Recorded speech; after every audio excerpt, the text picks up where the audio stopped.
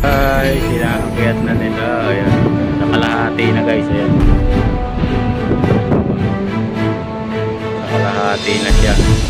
Hindi yan ikakabit guys, dudugtong doon. Ay, malayo kasi sa area natin yan. Zoom lang natin konti. Ayan guys, hinihila doon ng tao. Ayan, kita nyo ba? Ayan, hinihila nila guys para hindi tumama doon sa ano. Ayan na, inaangat na. Ayan guys, inaangat na guys. Ayan, kita nyo ba? Inaangat na niya. Ayan, gumagalaw na. Ayan, dahan-dahan. Ayan na guys. Ayan, mabigat yan guys, mabigat. Zoom lang natin konti.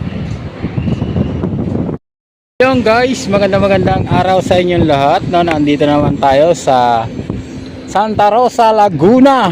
No, ito yung stockpile nila dito guys. Itong kanilang warehouse dito. Ayan, meron naman 10-wheeler truck, no, na ito yung kinakarga nila ng materials dito guys. Yung pagkatapos na nilang assemblin. Yan, ayan yung kanilang stockpile area, yung pinaka warehouse nila guys. Kung gaano kalaki, no? Ano muna tayo? Laylo muna tayo kay Diwata guys, no? Kasi nandito tayo sa Santa Rosa, Laguna. So bukas Diwata naman tayo. So ngayon dito muna tayo sa Santa Rosa, Laguna guys. Ito yung kanilang stockpile area dito sa may Santa Rosa, no? Ito yung ang kanilang area guys ay mula Calamba hanggang Alabang. Yung kanilang responsibilidad na lagyan ng mga concrete precast guys. Dito yung casting yard. Ayan guys, yung kanilang area. So dito nila assemble yung mga kanilang mga precast guys na i-assemble sa bawat istasyon ng tren, no, dito sa Santa Rosa, Laguna. Yung PNR dito guys ay yung kanilang opisina nandun sa may bandaron, sa may tabing highway. Maluwang po yan. Yan, ito namang nasa baba natin guys, yung malapad na bubong na yan. Ayan po ay kanilang canteen. Yung dalawa doon na mahaba, office house. At yun naman sa bandang baba ay dishwashing hand nila ng ating mga workers. So may buhos sila. So hindi natin alam kung ano yung bubuhusan, pero naka-setup na yung SOG nila dito guys. Yan yung kanilang SOG. Yan, zoom lang natin konti. Yan, kalahati nitong kabilang warehouse nila guys. Tapos pansin nyo yung warehouse nila guys na yan, yung medyo malilim na yan. Ayan, nandiyan sa may dulo. Ayan, zoom lang natin konti. Yan po ay may bubong na. Ayan, may mga tao pa nga doon na nagano ngayon, nagkakakabit ng mga bubong. Yan, maraming salamat po sa inyong lahat, no, sa walang sawa ninyong pagsubaybay sa aking YouTube channel, no. Thank you very much po sa mga bago nating subscriber at sa mga dati nating subscriber. Maraming salamat po, nandiyan naman sila at kunti na naman silang sumisilip sa ating mga video na ina-upload sa ating channel. Yan, maraming salamat po sa inyong lahat. Yan, hanggang doon po yung kanilang area na yung daroon. Ayan, yung area ko guys, hanggang dyan sa mga bako na yan, sa likod ng building niya. May mga bako pa dyan nakatambak. No, ayan yung kanilang mga materialis dyan na nakatambay yan, para yan dito sa kanilang warehouse. Ayan, may mga poste pa dyan guys na nakatayo na wala pang beam, no. By ano kasi yung kabit nila guys. Ayan, no, yan ang tawag dyan, yung pinaka pakpak o pinakabalikat muna yung kanilang ina-assemble muna o isa kinakabit bago yung mga galamay hanggang doon sa kabilang dulo, hanggang sa makabot doon sa mga poste na yan na nakatayo. Alimoy kandila na tuwid guys. Ayan, o, tingnan nyo, nandito na yan sa may harapan natin guys. Kagaya ng mga dati kong upload no, napakahaba kasi nitong warehouse nila guys. layo, no, hanggang doon sa may dulo yan kasi guys. Zoom natin kayo konti guys ha, yung maabot lang ng ating camera. So yun, hanggang doon sa dulo, yung may bakod po na yero na yun, yung mga punong kahoy, hanggang doon pa po yung kanilang warehouse guys. Napakaluwang nito, itong stockpile area nila dito sa may Santa Rosa, Laguna. At talaga namang masisiyahan ka dito guys kung nandito ka sa area nito, masisiyahan ka kasi sa sobrang luwang nakuha nilang area nito para supplyan ng mga concrete precast yung bawat istasyon mula Kalamba hanggang Alabang, Binyan, Santa Rosa, ito mula hanggang ano yan Kalamba, tapos Santa Rosa, Binyan, Laguna, tapos Muntinlupa, tapos hanggang doon na po yan sa Alabang, yun sa may iglesia, dun likod ng iglesia guys, sa may Kupang. Yun po yung kanilang responsibilidad para supplyan ng mga concrete precast na galing dito sa Santa Rosa, Laguna guys. Ayan, talagang araw at gabi po kasi yung trabaho nila dito. Araw at gabi. Ayun, wala silang humpay. Napapahinga sila dito pagka Sunday, no, hanggang PM yung kanilang trabaho hanggang Sunday.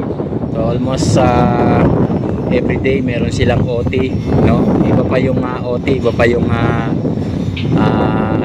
takbo ng tao ng production nila guys, kasi meron silang panggabi, meron silang pang-araw. Ito yung mga pang-araw guys, yan yung mga nakikita nyo nandiyan na yan yung mga nag-assemble ng yan, column, pinaka-column nung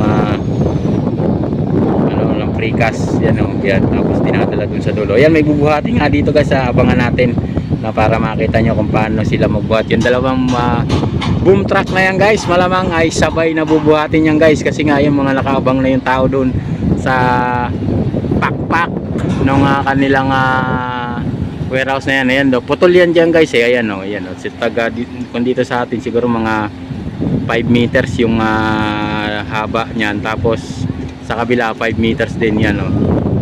Ayan, medyo malayo kasi dito guys, at pasensya na po kayo at wala tayong dalang mic at medyo malakas ang hangin, kaya medyo masakit sa inyong tenga yan kung kayo po ay naka headset.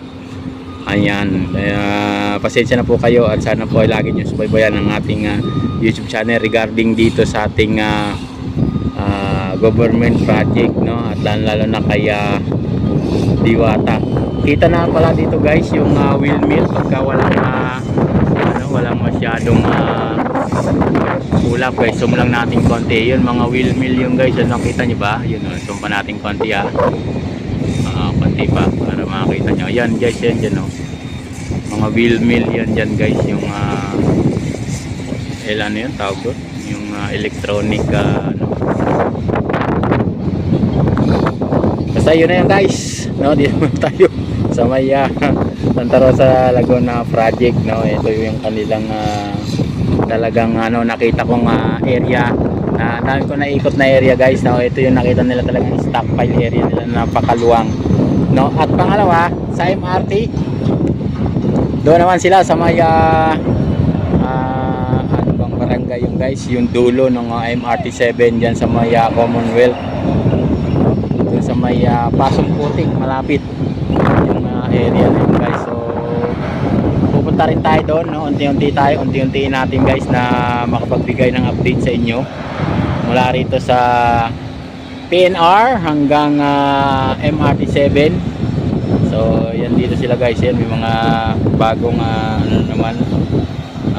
contractor guys, yan mga bagong dating na naman. So yan naman siguro mga subcon yan dyan sa kanilang area. So yung guys, sabay sigurong iaakyat nila yung guys, no. Ayan, tingnan natin kung paano nila to diskartehan na ipatong doon sa magkabilang dulo, no. Yung beam na to, no, mahaba to guys, siguro abot na to doon sa magkabilang dulo guys, kasi ayun naipatong na yung isa doon. Ayun guys, naipatong na doon. Ayun, nakita niyo yung mga tao na yan, ayan, nakapatong na. So hintayin natin tong iaakyat na to guys para makita nyo rin, no. So pasensya na kayo, medyo malikot yung ating video at hawak-hawak lang natin. Wala tayong dalang gimbal, no, at nandito kasi tayo sa ating project, no. Umano lang tayo, umiskapo lang tayo guys, para ayan guys, binubuhat na nung isang boom truck yung beam, no. Kaya yan, maraming salamat po sa inyong lahat, no. Sana po ay patuloy niyo subaybayan at pa-like and share na rin po pagka napanood nyo ang video ito sa ating channel. At na nila yung yung beam. Ayan, bit nila. Ayan, delikado yan guys kasi medyo mahangin. Ayan, naakyat na nila.